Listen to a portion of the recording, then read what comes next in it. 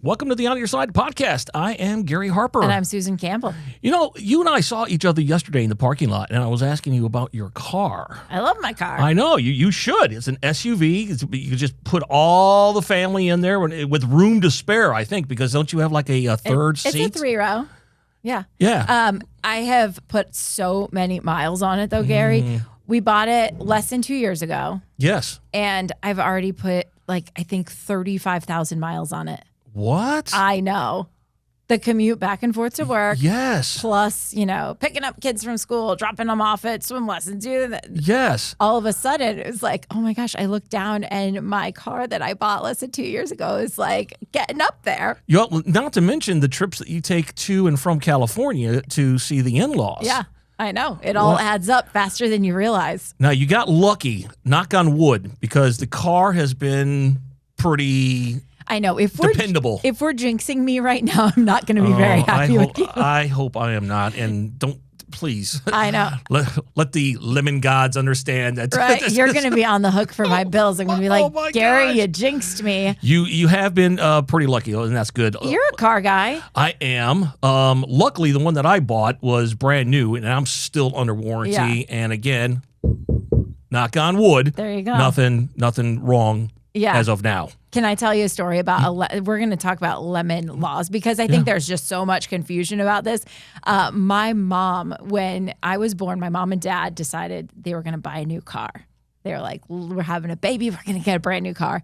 The car they bought was a lemon. Total dud. Oh, no. It broke down. My mom was driving to church with me. My dad traveled for work. And 2 weeks after I was born, he was on an international trip. Oh. And my mom drove me, brand new 2-week-old baby, to church because she wanted to sing in the church choir. Oh. And the car wouldn't start in the church parking lot. Oh, no. Isn't that crazy? Now, was it 2 week, literally brand new car. And no start? Nothing. Isn't that crazy? And then it was like problem after problem after problem. And this was 1,000 years ago. Yeah. So things have changed since then. But it happens. Your poor dad, he's thinking, look, I have to take this business trip, but you're in good hands because I just bought you a new car. Brand new car. Everything should be safe. That's why they did it. And oh, my gosh.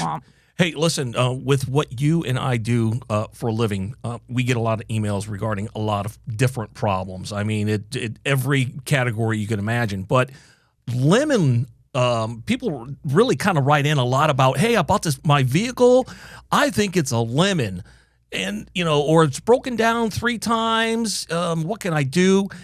It's kind of hard to answer the question because there's a lot of details that kind of go with that. Well, and people toss around that phrase a lot because I think it's something that people have just kind of heard of, but they don't actually know what it means. Yeah. And it's a very, it's legal. It's a legal term, but they're tossing it around like, my car is crappy. It's a lemon. It's a lemon, right. But there are some qualifications to actually, deem your car a lemon. I'm interested in getting right to the meat of this thing. So we're going to talk to Shalev Amar. He's an experienced Arizona lemon law attorney with the largest lemon law firm around, the Amar Law Group. Is that correct? Well, largest in Arizona. Okay, largest. See, well, listen, I gave you a big promotion there anyway, Shalev. Eventually, hopefully, the largest. Okay. But for now, the largest in the state. So Gary and I think we get a lot of questions about lemons. Yeah. You really get a lot of questions about lemons. Oh, yeah. Lots every day. Tell us a little bit about that. I mean, what constitutes a car being a lemon? Well, there's several things that constitute a lemon. It's not one thing. For example, a common misperception is you experience one defect or one problem. You're like, oh, I have a lemon. Not necessarily. Typically, you do need to have what's called a defect or a nonconformity or a condition with your vehicle. A defect is something like, say, the brakes are squealing or they aren't operating properly. A nonconformity is similar to a defect. It's just something within the vehicle that's not conforming to what it should. So, for example, if you got like a crooked steering wheel, that's a nonconformity. And a condition is just something occurring in the vehicle. So like if your vehicle is vibrating, for example, or if it's hesitating or not accelerating properly, that's a condition. So the lemon law covers all three of those things. So, Now, so a lemon law would cover the nonconformity, the condition, and what was the third one? the defect. The defect. Okay. All right. So go ahead. So a defect is typically like a defect in materials and workmanship, or workmanship, that is. And so like the materials basically weren't put together properly or weren't manufactured properly. And so you need either a defect, a condition, or nonconformity. Then the next thing that you need is that the defect, condition, or nonconformity has not been repaired within a reasonable number of repair attempts or a reasonable time. So that's the second requirement, and I'll give you some detail on that shortly. And the third requirement is that the defect, nonconformity, or condition substantially impairs the use and value of the vehicle. All right. Now, I was always under the impression that there's a certain, let's just say, my alternator keeps going out. I'm just bringing this up as on a whim as an example, but the same alternator keeps going out, and I've brought the car in 6 times. Is there a certain number of times that the car has to be back to the dealer for repairs on the same item before it's deemed a lemon? Yes, typically yes, and that's when we're getting into unreasonable repair attempts. So under the lemon law, it has 2 what are called presumptions. Now, just to explain what a presumption is not a legal requirement, but it's a threshold, kind of a guidepost that if you meet it, it helps you prove that you have a lemon vehicle. What it does is it shifts the burden of proof from the one bringing the claim, the consumer, to the manufacturer to try and argue that the repair history is reasonable. So it's very, very helpful.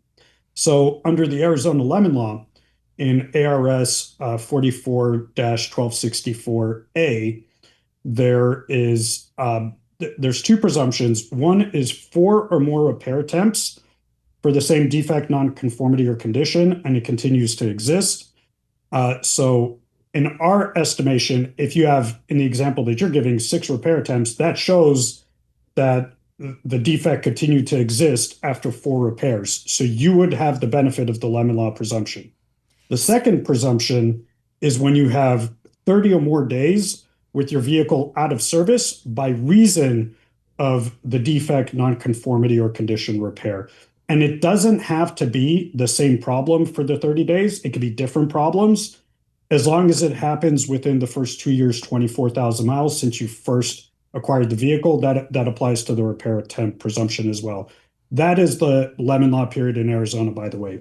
2 years, 24,000 miles. I'm assuming that manufacturers aren't excited to deem a vehicle a lemon. What's the kind of conversation or the pushback that consumers get from these manufacturers? Well, the issue that we're dealing with is with these manufacturers, oftentimes they are concerned about limiting their expenses because obviously to buy back or replace a lemon vehicle or even to provide compensation, that's a cost to the company. They also know that out of every 10 people, unfortunately, who really have lemon vehicles, maybe 1 or 2 will actually take an extra step and hire an attorney if they sweet talk them and offer them nothing or basically offer them something minimal that's not close to what the law entitles them to, like say reimbursement of a month of payment or a 1-month warranty extension or 6 months of free maintenance. I mean, that's nice and all, but that's not even close to what people are legally entitled to. It's really in the hands of the dealer. Let's just say I have a GMC and I have an ongoing problem with a certain part and I take it back in. They can't seem to fix it. I could pound my chest all day and tell the dealer, take my GMC back because this meets the threshold for a lemon.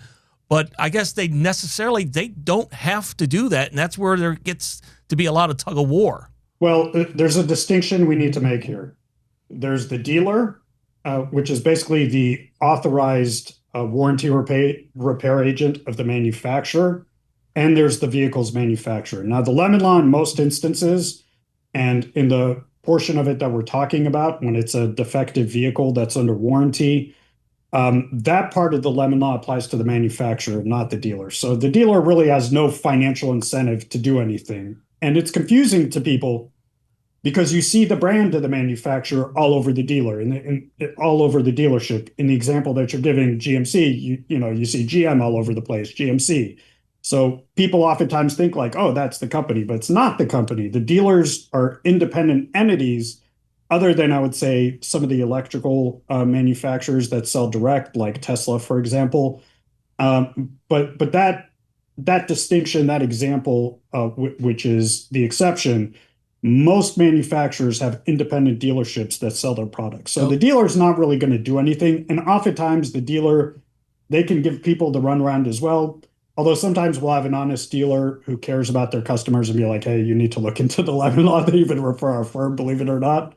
But in most instances, the dealer is going to try and protect the manufacturers. So they're not going to tell them about the lemon law. Okay, and that's a great point, because I want to talk about this. This seems to be a sticking point with a lot of the complaints that Susan and I get.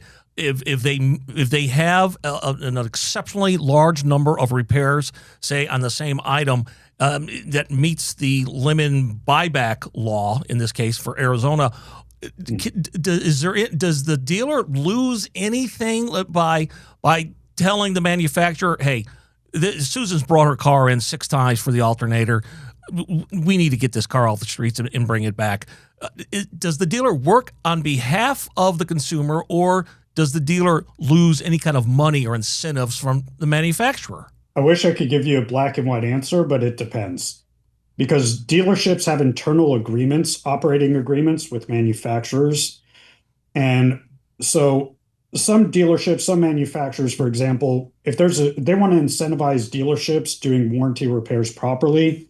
So if there's a certain percentage of lemon vehicles, they might dock the dealer financially or might penalize the dealer financially. In fact, there's one foreign manufacturer in particular, which will remain nameless, which has its dealer actually financially contribute when they have to buy back a vehicle as a lemon, but that's rare. Wow. On the other hand, even apart from that, the dealer has an ongoing business relationship with the manufacturer, so they're going to try and protect their business partner.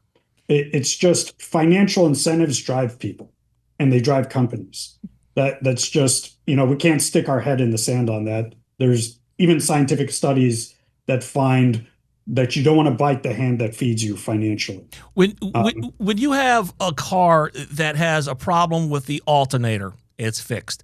Then 2 days later, you have a problem with something else, and that's fixed. And then something else, and that's fixed. But the car has been back to the repair shop, in this case, the dealership for repairs, warranty repairs, say five different times. And, you're tired of bringing the car back, even though it's for different problems. Is that considered a lemon? It could be.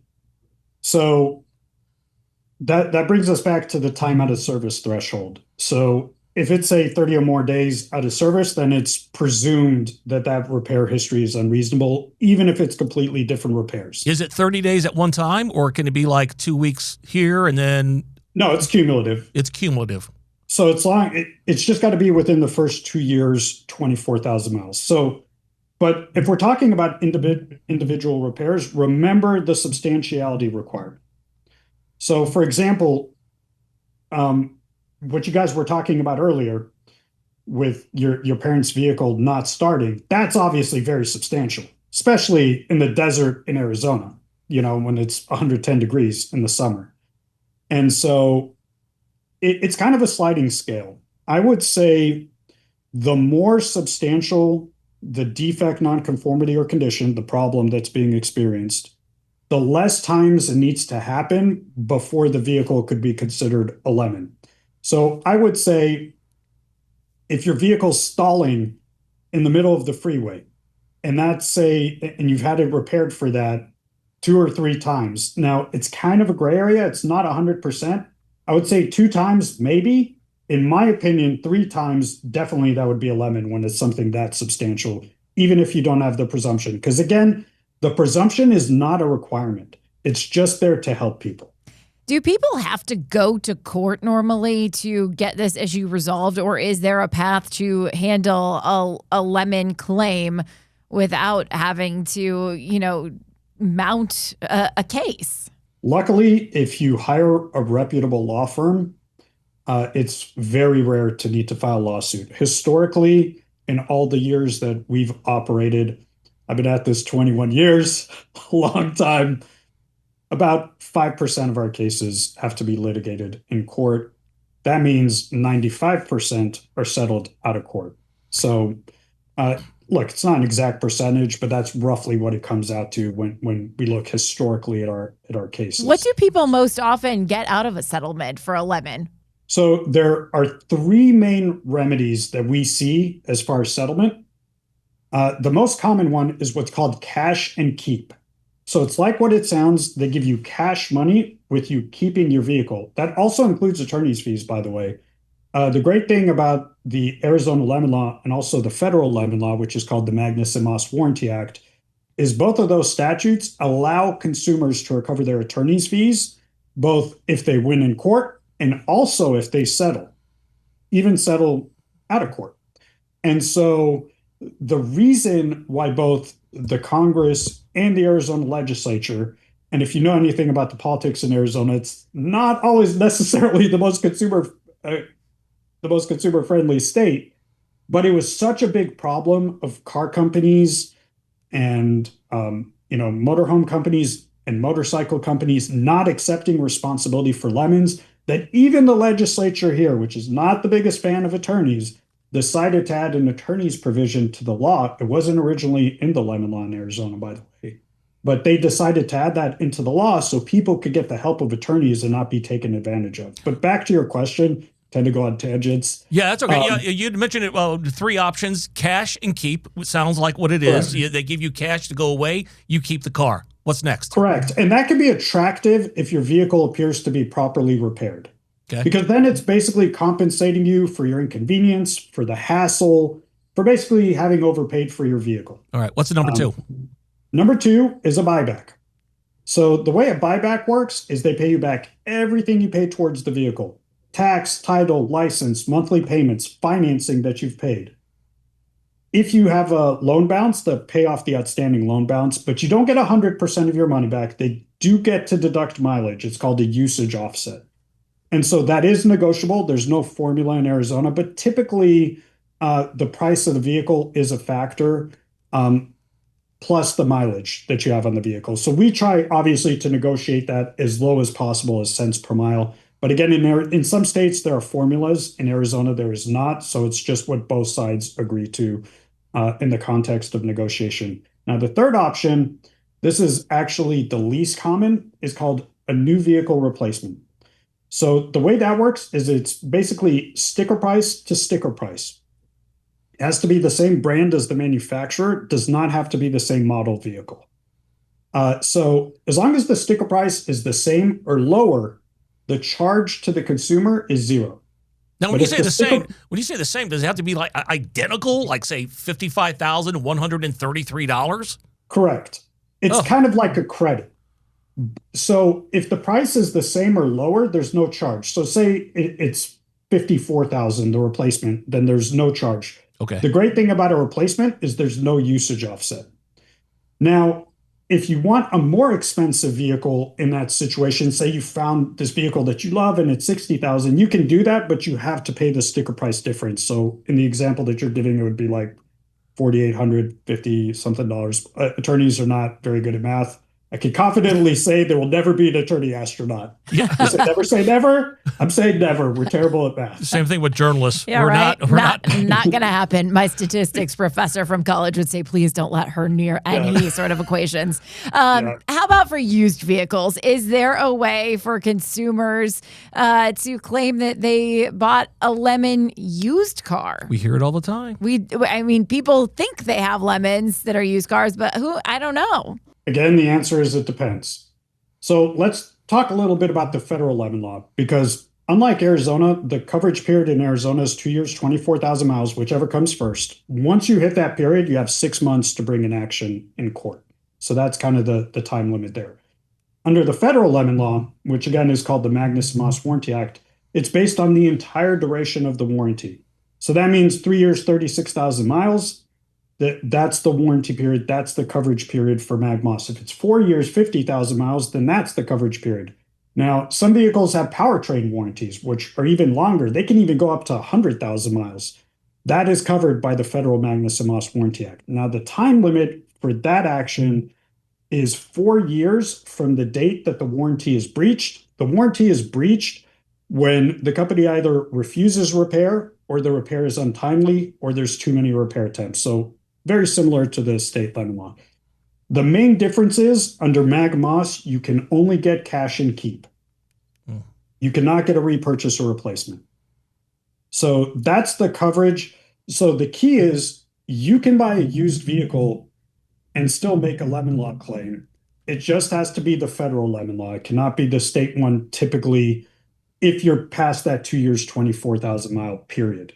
But if you're still within the 3 years, 36,000 miles, or 4 years, 50,000 miles, then you still have a federal lemon law claim. How do you determine the difference between normal wear and tear and something that is a defect that shouldn't actually happen? Well, look, it can be a bit of a gray area, but there can be wear items on a vehicle. So for example, let's say you're at 40,000 miles and you need to change the brake pads. I mean, that's not a defect. That's wear and tear.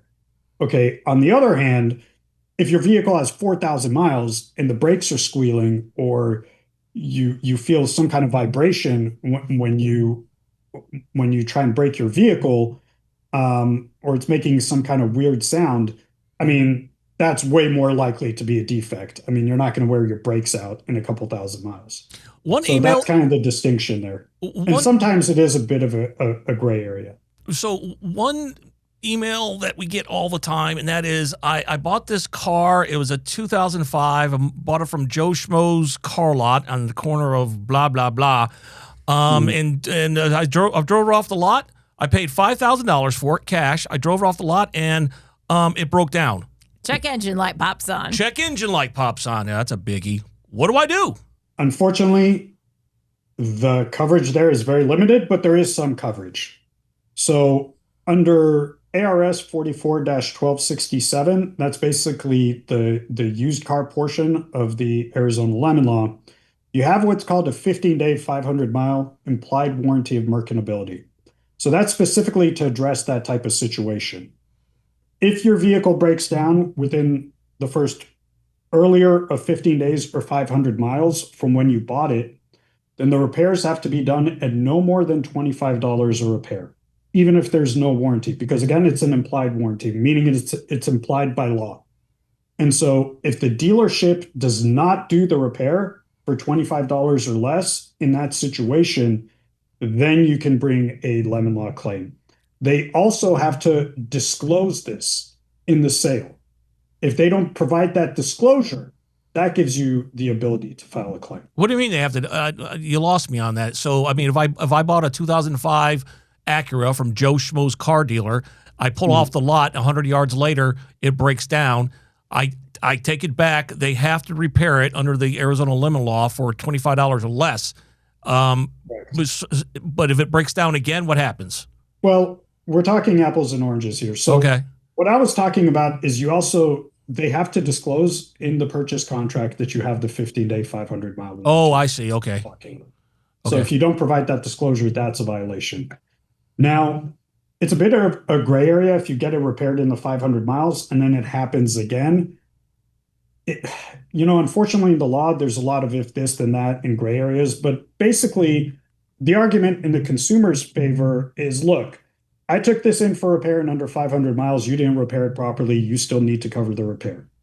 The alternative argument is like, well, you're beyond the coverage period. They don't have to repair your vehicle forever. So it could be argued either way. Although from our perspective, the Arizona lemon law is a consumer protection statute, so it should be interpreted in favor of consumers. Not selling dealerships or manufacturers. We could pick your brain all day because this is so fascinating. And I do think everybody knows at least somebody who's been touched by a car that feels like it broke down or something went wrong beforehand. I just wanted to cover recalls really fast. How does that play into a lemon law? There are so many recalls we know about that have no remedy available. You know, the dealers are saying, well, we'll fix it when we can, and the manufacturer hasn't figured out the fix yet, or the part isn't available for years in some cases. And let me add to that. I mean, we've done a story before where people say, I've been ordered not to drive because my car is dangerous because of the XYZ recall. And then the dealership is saying, listen, that part's not going to be made or available for 6 months. So that's a great question, Susan. What do you do? Yeah, and your car can catch on fire. Yes. I know I keep saying this, but it depends, and it's a gray area. So here's the challenge with the law.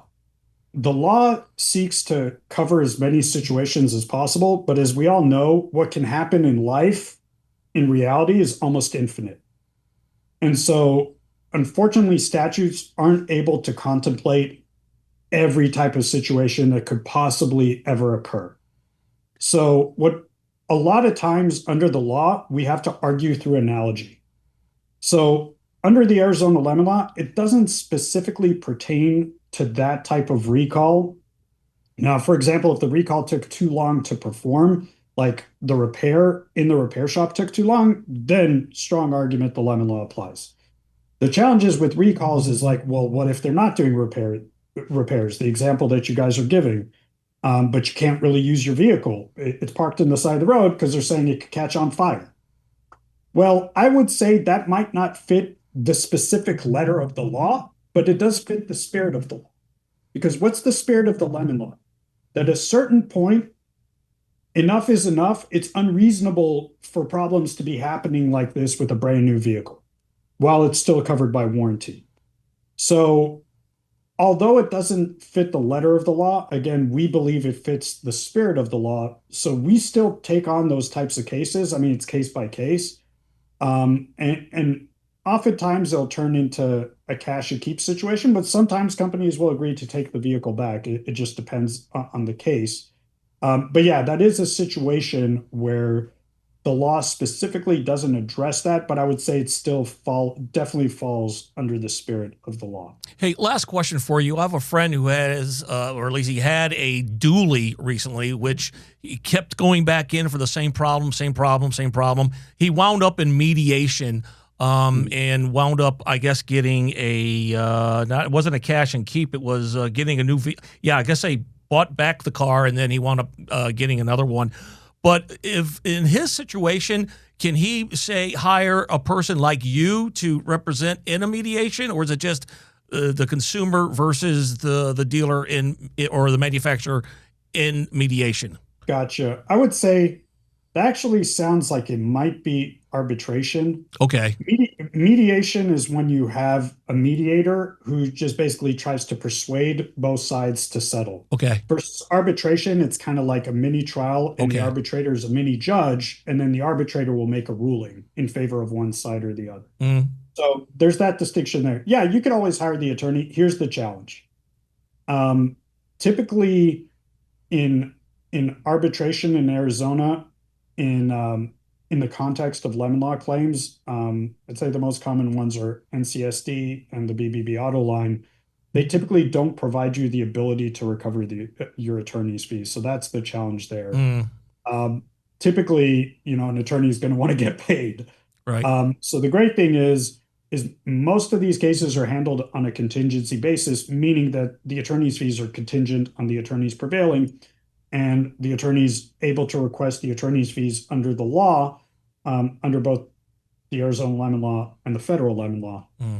The challenge is, like I said, the auto line arbitration makes it dicey whether you can recover your fees. So it can be challenging. It might require out-of-pocket payment. But those are more informal processes. And the good thing is if a consumer goes through that process and is unhappy with the result, he or she is entitled to appeal, and you can appeal the case to court. I would caution people, though, in Arizona about arbitration. The reason is because these programs are paid for by the car companies. Imagine you go to court and the judge is paid for by the other side. Are you going to feel comfortable Yeah, in your case. that's Not a great chance. point. I Yeah. know Gary said last question, but I do want to put you on the spot with the actual last question. What is the worst car that you've ever seen that you got a settlement or some kind of judgment for? What is the worst example of a lemon? Man, there's so many. Gosh. I mean, we had one client in particular where like his vehicle broke down, the engine broke down, and everybody's pointing their fingers at somebody else. And his vehicle's been in the shop for like 700 days, torn apart. That's Yeah. like 3 The years. manufacturer's refusing to cover it because he requested the repair a week before the warranty expired. But then they're claiming that it wasn't requested in time. And Oh, then my he had an goodness. extended warranty, which is basically treated like insurance, but it gives you the right to repair. And they're claiming, well, you didn't request it in the right time. And they're all pointing fingers at each other. It's just a mess. But Hilarious. that I would say, I can't say it's the worst, but it's one of the worst. It's pretty annoying. And Gary just proved his math acuity by Yeah, you're right. As soon as I said that, I was like, oh, duh. Yeah. 700 days, not 3 years. Not 3 years. Well, listen, I acknowledged early on I'm not a math guy. That's why. That's why I'm not an accountant. I know. We're journalists. Thank goodness. All right, Shalev, if people want to find out more about you or maybe your law firm, websites, anything on social media they can go to if they have questions about the lemon law. Yeah. As far as our website, it's ArizonaLemonLawAdvocates.com. And on social media, just Amar Law Group. And if anybody has any issues, they can just call us here in Scottsdale, 480-237-2744. We have national competitors. And to be fair, we're in multiple states as well.